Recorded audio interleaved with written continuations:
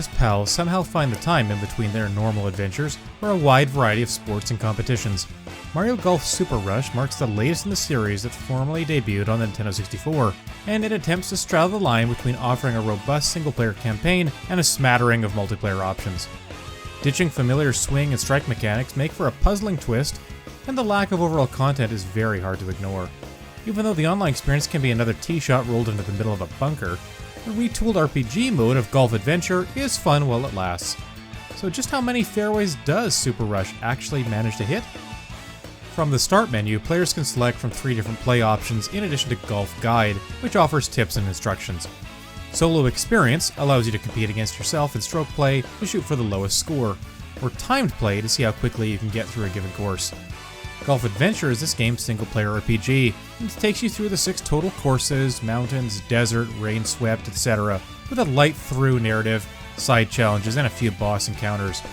While certainly distinct from the RPG modes of Mario Golf on GBC and GBA, it manages to stay engaging for a good 8 or so hours until the credits roll. The Play Golf option is where you can set up local wireless matches and join or make online lobbies.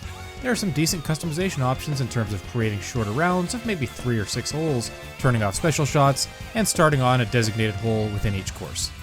Even if there isn't a shortage of ways to play, the additions of Speed Golf and Battle Golf might actually cancel each other out. With 4 players, its maximum number, Battle Golf is a neat and compelling mini-golf-like experience. In an oval-shaped arena, 9 holes are up for grabs, and the first player to sink a ball in one of those wins that flag, with 3 flags needed for victory. Items, super shots, and other hazards, like items raining down from above with Super Rush, can be the difference between winning and losing, and the hectic and quick-paced nature of Battle Golf make it a standout feature. Speed Golf, on the other hand, is an interesting gimmick that begins to wear thin after a few rounds. It involves running to your ball, potentially knocking out other players along the way, watching your stamina meter and finishing the hole as fast as possible. In Golf Adventure, this form of play is pretty miserable, and actually slower than just playing a standard round, since you aren't just focusing on the shots you're taking. In multiplayer, the shine wears off almost immediately, but younger players may get more mileage from it. Returning to Golf Adventure, we actually posted a fairly in-depth feature on it already, so I'll just touch on a few key takeaways. It very much feels like Nintendo is trying to appeal to a younger demographic with it, while also throwing in enough that should appease longtime fans hoping for a return to RPG glory. Leveling up and choosing which stats to boost feels satisfying, and the benefits are noticeable. The minigame challenges teach and hone more minor areas of the game. Ultimately though, a lot of what is introduced is quickly left behind. New techniques are practiced and then used maybe once. Characters you seem poised to bond and interact with throughout your rise from rookie to pro are discarded, some quite early on. NPCs have some funny dialogue, but most just mention the current state of the area you find them in. Is there really a need for 3 different Shy Guys to tell me the local course is temporarily shut down? The story is simple and accessible, with a few boss fights adding welcome variety, but the 6 total courses seem a meager offering at launch. Even Mario Golf on Nintendo 64 had 8 courses. Yes, we know that more content is coming, as verified during Nintendo's E3 presentation, and what Mario Golf Super Rush ends up becoming may be a very full and enticing value proposition, but that just can't be said at present. The actual golf mechanics are really different here too. Gone is the triple button press system that has been ubiquitous in video game versions of the sport, where one press starts your swing, a second press sets the power, and a third determines accuracy or direction. It's been replaced with a simplified system that exchanges skill and timing for randomness and cautious play. And even once you get the hang of it, it's hard not to wish at least for an option to use the former controls. Now, a single press starts your meter, with a second determining power, but that second press has to try and avoid going for a full power swing, lest you risk firing a wild shot through random chance. A perfect blast of a golf swing used to be a matter of timing your presses well. With Super Rush, players are instead forced to pull back on the throttle, which just seems a baffling choice. Perhaps in service of upping the tempo, curve, ball height, and spin are all determined during the swing now, when before these choices were generally decided upon prior to starting your swing. This is another reason why Speed Golf seems to bring down the pure golf content of the game. The overall presentation shows off just how unpolished the product really is. If anything, maybe the game's subtitle should have been super rushed, because the typically high level of Nintendo sheen simply isn't present. The courses look fine, but there isn't much attention to detail. The crowd of Mushroom Kingdom spectators is laughably dull, and appears as they were just plopped onto the side of a particular hole.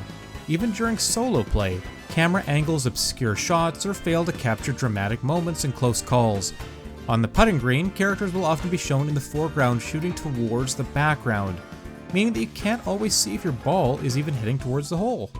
I noticed, even in Golf Adventure, characters flickering between their transparent models and their fully animated ones. I'll only make one comment about the music and sound. Why can't I taunt the loser until Wario's throat is sore? Online play seems like it might be okay, and one of the fortunate things about getting to review the game post rather than pre-launch is that we have a better idea of what the community of Super Rush might look like. Playing with a couple friends, I experienced one major disconnection that ended a session before settling in for just under a dozen short rounds. A bit of lag here and there was the only noticeable issue, but we still had fun with it. By myself, I played with a handful of online groups, usually consisting of 4 players. Again, even though a bit of lag cropped up from time to time, no further disconnection issues came up after that initial one. Multiplayer will definitely add some life to a game that certainly needs it, but a lack of online leaderboards and rankings is another obvious oversight. A lesser one is that you can't change game modes online without leaving your created lobby and starting a new one, kicking out any players who may have joined you. I should note that half of my online play was on TV, while the rest was portable, and even while docked, I was still relying on a wireless connection. Mario Golf Super Rush is filled with potential. It's a decent game that I'm going to enjoy for what it is. That said, I can't help but lament what could have been. More options, polish, and content would make this the definitive Mario Golf experience. It's entirely possible that in the next year or two, just like with Mario Tennis Aces, free DLC adds not only characters and costumes, but also full courses and maybe even a little something to Golf Adventure. Despite its shortcomings, Golf Adventure is a wonderful iteration of past Mario Sports RPG modes, and it stands as a definite highlight within a mediocre golf bag of lie-filled scorecards and broken tees. Mario Golf Super Rush takes years of practice at the driving range and blasts a tee shot into the air, only to see it curve far to the right and into an unsuspecting water hazard. It should have been a culmination of the home and handheld versions of Mario Golf, and instead it largely squanders that potential. Only time will tell if content drops for the game will bring it up to par. For now, you'll have to play it as it lies. This video was made possible by our generous supporters on Patreon. Check out patreon.com/NWR for all the details.